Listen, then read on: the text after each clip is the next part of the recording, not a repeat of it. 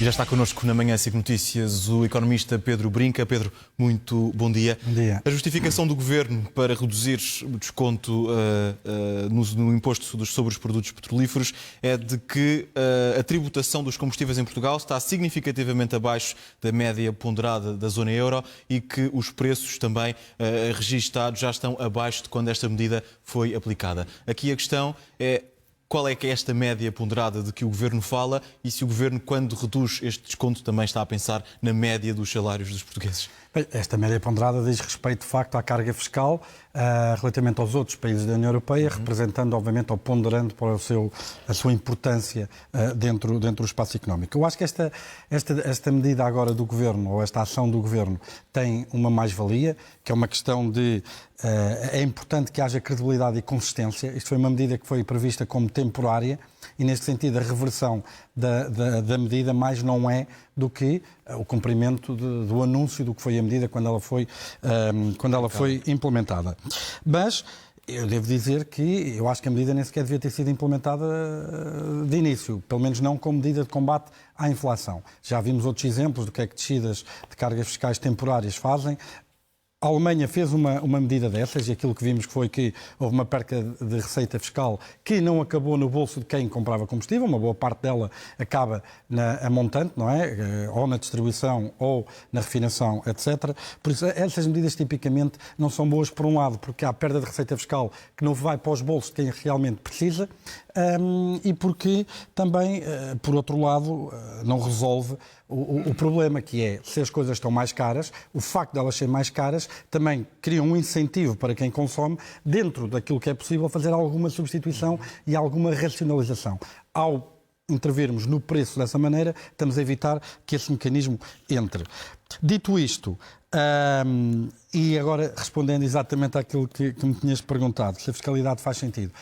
É verdade que estamos abaixo, mas Portugal é um país relativamente pobre. Se nós formos ver, dentro do espaço da União, aquilo que nós vemos é que as cargas fiscais mais pesadas sobre os combustíveis estão precisamente nos países mais ricos e as cargas mais leves estão precisamente nos países mais pobres, que usam esse instrumento como uma medida de ganhar competitividade e tentar alavancar algum crescimento nessa vantagem. Portugal é, decididamente, um dos países mais pobres e dentro deste universo dos países mais pobres não é nem de perto nem de longe aquele que tem a carga mais baixa. Pelo contrário, até tem a carga mais elevada. Por isso, nesse sentido, não me faz tanto sentido este argumento. E depois há outra coisa que tem a ver com a questão da estrutura concorrencial do mercado.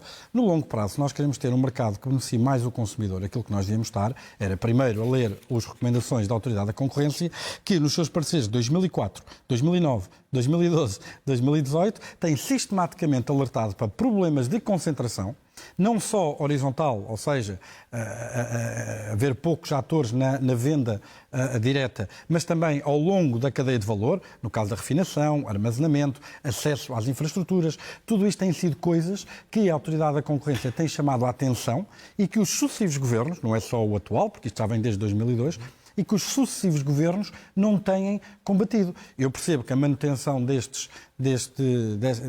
excessiva concentração, depois às vezes até leva a lucros, se calhar, acima do normal, e depois gera-se aqui um discurso um bocadinho até às vezes populista de taxar lucros extraordinários, e eu percebo porquê, porque de facto a concentração é elevada e de facto muitos destes lucros vêm não... Alguns até são obtidos noutras geografias e não têm diretamente a ver com a atividade que é exercida em Portugal. Mas muitos destes lucros também têm a ver não com o mérito e com a operação das empresas, com a sua sofisticação, com a qualidade do seu serviço, mas tem a ver com as características do mercado e não ser um mercado muito concorrencial. Nessa medida, eu percebo alguma desse discurso destas taxas extraordinárias. Mas isso é transferir a extração de valor das empresas para o Estado. O que seria ideal é deixá-lo na bolsa dos clientes. E isso faz através de uma promoção da concorrência, quer na distribuição, quer no acesso, quer no armazenamento. Luís, temos mesmo terminado, temos cerca de 30 segundos. Foi anunciada também há pouco, esta semana, a Receita Fiscal do Estado, que aumentou 6,8% até março, face ao mesmo período do ano passado. O que nos dizem este número face ao Orçamento do Estado e também aqui a folga orçamental que o Estado ganha?